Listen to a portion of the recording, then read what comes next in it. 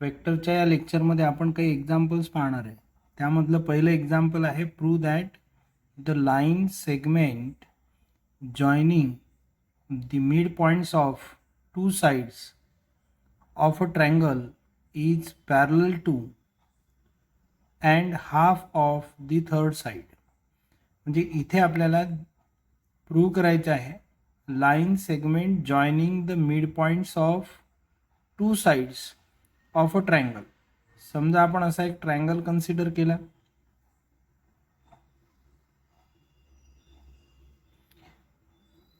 हा जो ट्रायंगल आहे हा triangle suppose A B C. त्यामध्ये ए बी या साईडचा मिड पॉईंट आहे सपोज एम. ए सीचा जो मिड पॉईंट आहे तो आहे सपोज एन. तर इथे line segment joining mid points of two sides. M and N are the mid points of two sides of a triangle. आणि यांना जॉईन करून जो आपल्याला सेगमेंट मिळेल तो सेगमेंट आहे M N. Line segment joining mid points of two sides of a triangle is parallel to the third side. हा जो आहे हा या तिसऱ्या साईडला पॅरलल आहे. म्हणजे आपल्याला इथे M N is parallel to B C. M N is parallel to B C हे आपल्याला इथे प्रूव्ह करायचे आहे. त्यानंतर that line segment is half of the third side. म्हणजे इथे एम एन हे बी सी बाय 2 आहे. हे एवढं आपल्याला यामध्ये प्रूव्ह करायचं आहे. हे यावरून कळते. आता इथे पहा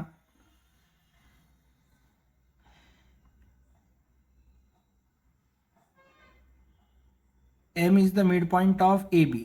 म्हणून आता इथे consider triangle A B C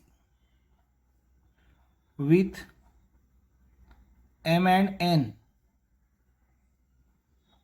are midpoints of sides AB and AC respectively. म्हणजे आता इथे आपण एक ट्रायंगल कन्सिडर केला ए बी सी. त्यामध्ये एम आणि एन हे मिड पॉईंट्स आहेत of the sides A B and A C respectively. आता इथे यामध्ये ए एम एम बी ह्या पद्धतीने एम एन बी सी असं जर आपण कन्सिडर केलं इथे ए एन आणि एन सी तर आपण असं लिहू शकतो. पहा फ्रॉम फिगर, या फिगरवरून या डायग्रामवरून A B plus B C, A B bar plus B C bar is equal to A C bar असं आपल्याला लिहिता येईल. आता इथे A B bar plus B C bar is equal to A C bar. त्यानंतर आता इथे suppose relation 1. आता इथे A M plus M N, A M bar plus M N bar is equal to A N bar असं आपल्याला लिहिता येईल. पहा A M plus M N is equal to A N and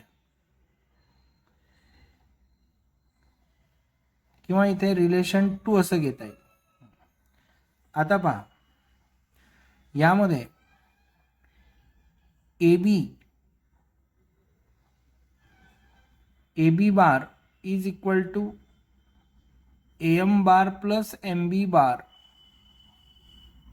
असं म्हणता येईल. A M plus M B आणि A M आणि एम बी हे इक्वल आहेत म्हणून हे टॉईस ए एम बार असं घेता येईल. कारण A M bar is equal to M B bar. इथे ए एम बार आणि एम बी बार इक्वल आहेत म्हणून ए बी बार म्हणजे टॉईस ए एम असं आपल्याला घेता येईल. त्यानंतर आता इथे जर ए सी बार लिहिलं आपण तर ए सी बार होईल A N plus N C, A N bar plus N C बार. आता इथे ए एन आणि एन सी, एन हा ए सीचा मिड पॉईंट आहे म्हणून याला टॉईस ए एन बार असं आपल्याला म्हणता येईल. यामध्ये सुद्धा A N bar is equal to N C bar असं आपल्याकडे आहे. आता ए बी बार आणि ए सी बारच्या ह्या ज्या व्हॅल्यूज आहेत ह्या व्हॅल्यूज आपण रिलेशन 1 मध्ये पुट करू. Putting these values of AB bar and AC bar in 1. आता या रिलेशन 1 मध्ये या व्हॅल्यूज जेव्हा पुट केल्या आपण तर आपल्याला मिळेल AB bar. AB bar means twice AM bar. AB bar म्हणजे टॉईस AM बार प्लस इथे BC बार आणि इथे AC bar means twice A N bar.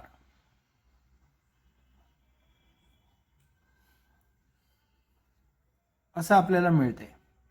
आता यामध्ये twice A M plus B C is equal to twice A N असं आहे. B C bar is equal to